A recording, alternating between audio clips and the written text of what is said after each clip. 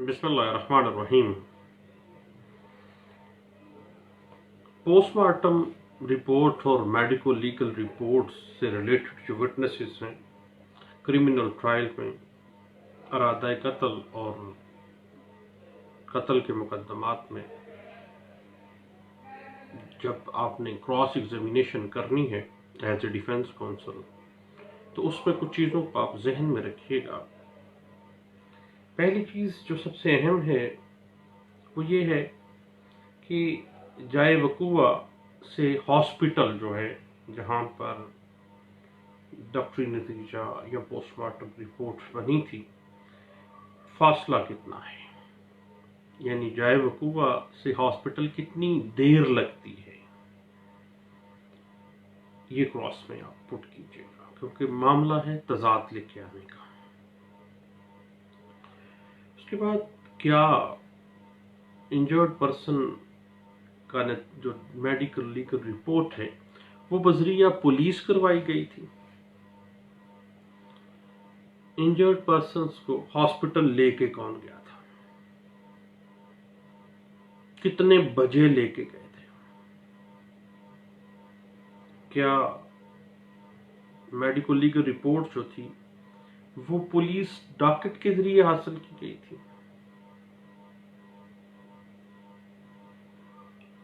जिस गाड़ी में मजरूब को हॉस्पिटल में लेके जाया गया वो कौन सी गाड़ी थी, किसकी थी और उसका नंबर क्या था। उसके बाद एक चीज और है अहम कि मर्डर केसेस में खासतौर पर कि पुलिस के आने तक क्या मजरूब जाए वकूआ पर मौजूद रहा है, या पुलिस के आने से पहले ही गवाहान जो हैं जो मेडिकल लीगल रिपोर्ट से रिलेटेड हैं या पोस्टमार्टम रिपोर्ट से रिलेटेड हैं, क्या वो उनको लेके हॉस्पिटल जा चुके थे। उसके बाद मेडिकल लीगल रिपोर्ट कितने बजे हासिल की गई थी। मेडिकल लीगल रिपोर्ट्स के लिए जब इंजरीज को चेक किया गया तो वो कितने बजे का टाइम था और किस डॉक्टर ने या किस वार्ड बॉय ने उसको चेक किया था या किस नर्स ने उसको चेक किया था। अगर मर्डर केस है तो क्या डेड बॉडी पहले या सीधा हॉस्पिटल, किस गाड़ी पे 112 एम्बुलेंस थी। उसके बाद कौन उस डेड बॉडी को लेकर गया था, किस वक्त लेके गया था और पोस्टमार्टम का टाइम कितने बजे शुरू हुआ, कितने बजे खत्म हुआ। उसके बाद एक क्रिमिनल ट्रायल जो कि इरादा कत्ल से मुतल्लिका हो या कत्ल के मुकदमात में खास तौर कि जिस गाड़ी में भी मकतूल को इंजर्ड हालत में हॉस्पिटल लेके गए हैं, जब मेडिकल से रिलेटेड जो गवाहान हैं उन गवाहान के बयान में उस गाड़ी की स्पेसिफिकेशन में फर्क आ जाए, नंबर में फर्क आ जाए, उस गाड़ी के ड्राइवर का ना पता चले, डिफरेंट आ जाए, सारे मामला बातें मुख्तलिफ फैक्ट्स आ जाएं, देन आप अच्छे वकील हैं, डिफेंस काउंसिल हैं अच्छे, और आप अपने मुल्ज़िम को अच्छे तरीके से क्विट करवा के ले जाएंगे। इस हवाले से एक लैंडमार्क जजमेंट है सुप्रीम कोर्ट ऑफ पाकिस्तान की 2018 SCMR पेज 153 में इसकी इंटरप्रिटेशन दी गई है। उसके बाद ये जहन में रखिएगा कि इंजर्ड पर्सन पुलिस के आने तक मजरूबी हालत में जाए वकूआ पर रहा था। जब पुलिस आई तो पुलिस उसको पहले थाने ले गई या पहले हॉस्पिटल ले गई, इस बात को आपने जरूर पुट करना है क्रॉस एग्जामिनेशन में। इस हवाले से एक लैंडमार्क जजमेंट एक्विटल की पिछले दिनों देखने का इत्तेफाक हुआ। 2017 SCMR پیج 1672 میں اس بات پہ کافی اچھی بحث کی گئی ہے. بات میڈیکل رپورٹ کے بتا موضوع کو پولیس خود ہاسپٹل لیتی میں ضرور آپ اپنے دے سکتے ہیں. اس سے 2017 YLR پیج 1858 میں آپ کو اچھی انٹرپریٹیشن مل جاتی ہے. قتل کیسز کے اندر اگر پوسٹ مارٹم کروانے میں غیر معمولی تاخیر ہے تو دین اس کا مطلب ہے کہ گواہان وقوع کے اوپر موجود نہیں تھے اور FIR بھی جو ہے وہ صلاح مشورے کے بعد کاٹی گئی ہے. اور یہ ساری چیزیں آپ نے کراس میں پٹ کرنی ہے اور کراس میں پٹ کر کے آپ نے لے آنی ہے صفائی مثل پر اور پروسیکیوشن کیس کو ایز اے ڈیفنس کونسل آپ نے شٹر کر دینا ہے. اس حوالے سے 302 کے مختلف مقدمات میں بعض اوقات 12 گھنٹے بعض اوقات 11 گھنٹے پوسٹ مارٹم رپورٹ کے مطابق ڈیلے آ جاتا ہے, 20 گھنٹے تک کا ڈیلے آ جاتا ہے. اور اس ڈیلے کو آپ نے اس طرح سے پٹ کرنا ہے کراس ایگزامینیشن میں کہ جو گواہان تھے میڈیکل کے, جو پوسٹ مارٹم کے گواہان تھے مرڈر کیس میں, وہ موقع پہ موجود ہی نہیں, ان کی موجودگی نہیں ہوگی. اٹ مین کہ پروسیکیوشن کا کیس شٹر ہو گیا. اس حوالے سے PCO کیس لاز ہیں 2017 PCRLJ پیج 2 اس میں 24 گھنٹے کا ڈیلے ہے اور پروسیکیوشن کیس جو ہے وہ کراس ایگزامینیشن کے ذریعے ڈیفنس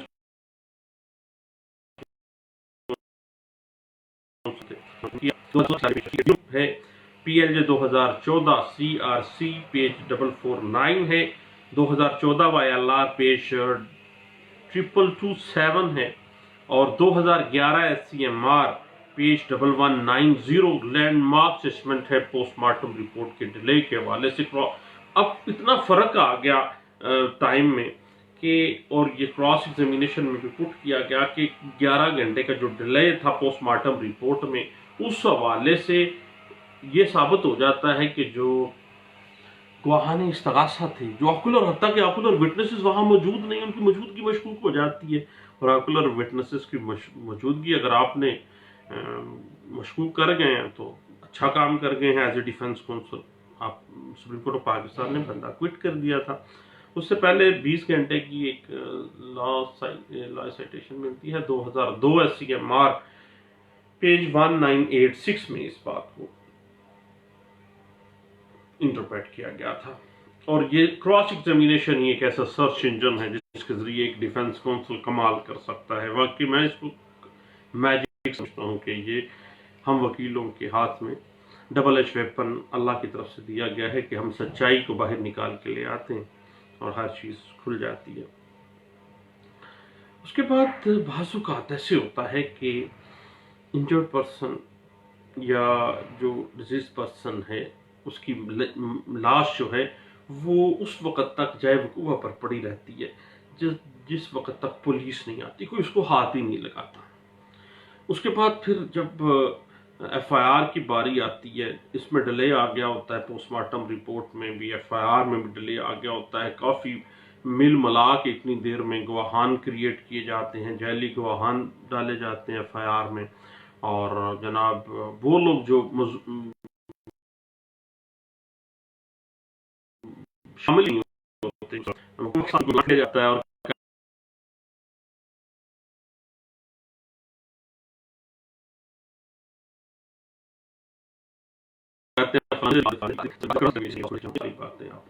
کراس کے ذریعے آپ نکال لیں گے اور آپ ایک اچھے ڈیفنس کونسل بنے ثابت ہوتے ہیں. اس حوالے سے 2017 YLR پیج 48 نوٹ 65 کو دیکھ لیجئے گا. یاد رکھیے گا کہ ایک بڑی اہم چیز ہے نقشہ مضروبی. اب نقشہ مضروبی کتنے بجے بنایا تھا اور میڈیکل لیگل رپورٹ جو ہے وہ کتنے بجے حاصل کی تھی. اب یہ ساری چیزیں آپ کراس میں کنفلکٹ لے آئیں گے, تضاد لے آئیں گے اور اکوٹ کروا کے لے جائیں گے اپنا بندہ. اس حوالے سے ایک لینڈ مارک اسسمنٹ ہے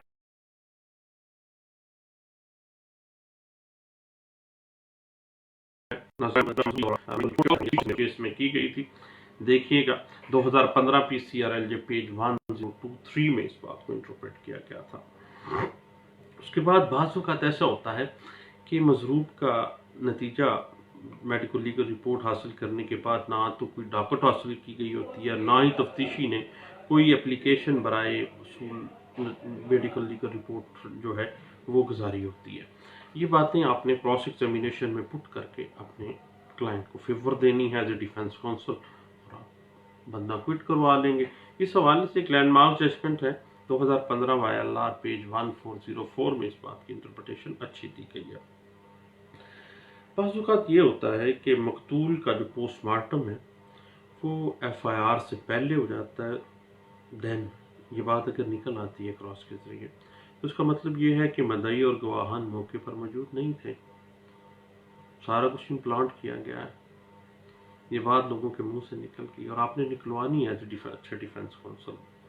پروسیکیوشن شیٹر ہو جائے گی. پروسیکیوشن کا کیس جب شیٹر ہو گیا ہے تو ایز اے ڈیفینس کونسل آپ اچھا کام کر جاتے ہیں. اس حوالے سے ایک کیس لا ہے 2013 CRLJ پیج 524C میں اس بات کو انٹرپریٹ کیا گیا تھا. اس کے بعد پوسٹ مارٹم کے وقت بعض اوقات ایسے ہوتا ہے کہ کیا اس وقت مقتول کی لاش کو کس کس نے شناخت کیا تھا. اگر شناخت ہوئے تھے تو گواہان شناخت لاش جو ہیں وہ کیا پیش ہوئے ہیں. اگر نہیں ہوئے ہیں پیش دین یہ بات آپ نے پٹ کرنی ہے اور نکال دینی ہے. اچھے ڈیفینس کونسل آپ اپنا کام کر جائیں گے اور بندہ کوئٹ کروا لیں گے. اس حوالے سے کیس لا ہے 2013 YLR پیج 2748 اور 2013 YLR پیج 2800 پٹ کیا. اور کمال کے وکیل صاحب نے انہوں نے اچھی کراس ایگزامینیشن کی ہے اور جو لاش کو شناخت کرنے والے گواہان جب سرے سے پٹ ہی نہیں کیے گئے، رکھے ہی نہیں گئے ہیں، دین یہ بات جو دوسرے گواہان تھے میڈیکل رپورٹ سے ریلیٹڈ، پوسٹ مارٹم سے ریلیٹڈ، ان سے سوال پٹ کر کے آپ نکلوا لی انہوں نے بات، اور اسی بنیاد پہ فائنل بحث کر کے ایز اے ڈیفینس کونسل وہ کامیاب ٹھہرے تھے.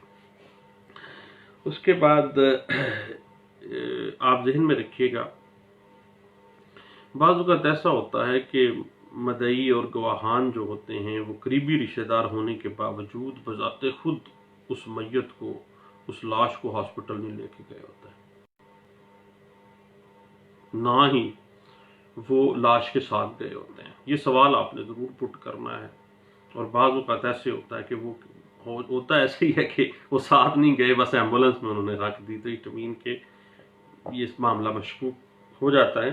اس حوالے سے کیس لا ہے 2010 PCRLJ پیج 1494 میں اس بات کی اچھی انٹرپریٹیشن ہے.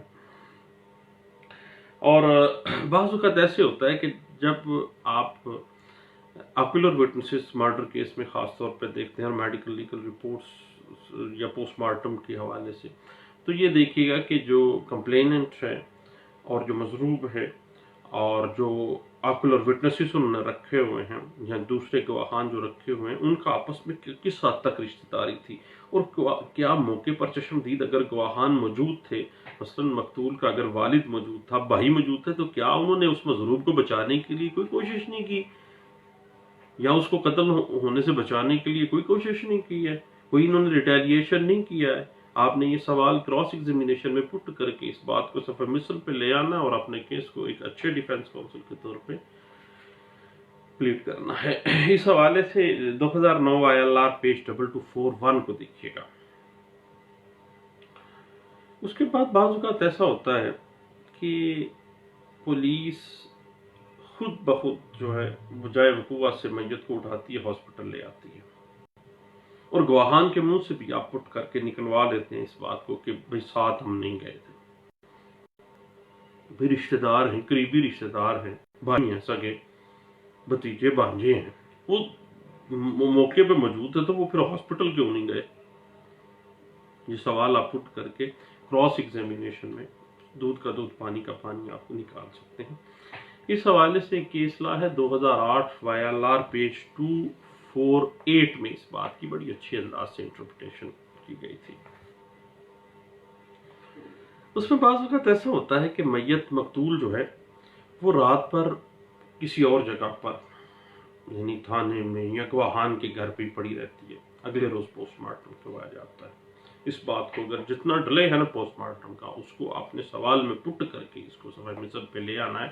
اور اس حوالے سے لینڈ مارک ججمنٹ ہے ایک 2002 SCMR پیج 1535 جو ہے، اس بات کو اچھے انداز سے اس وکیل صاحب نے ایز اے ڈیفینس کونسل اچھا پلیٹ کیا اور اپنے ملزمان کو کوئٹ کروا لیا تھا۔ اس کے بعد یہ ذہن میں رکھیے گا کہ جو پوسٹ مارٹم کرنے والا ڈاکٹر تھا اس کی ڈیوٹی کتنے بجے شروع ہوئی، کتنے بجے ختم ہوئی، اور کتنے بجے وہ ڈیڈ باڈی جس کا اس نے پوسٹ مارٹم کیا ہے وہ ہاسپٹل میں لائی گئی ہے، کتنے بجے اس نے پوسٹ مارٹم شروع کیا، کتنے بجے اس نے ختم کیا۔ اس کو سوال میں پٹ کر کے تضاد لے آئیے گا۔ اگر تضاد آئے بھی تو آپ ایز اے ڈیفینس کونسل اچھا ڈیفینس لے لیتے ہیں اور کراس کے ذریعے اچھا پوائنٹ گین کر لیتے ہیں۔ اس بات کی انٹرپریٹیشن 2003 PCRL پیج 940 میں دی گئی ہے۔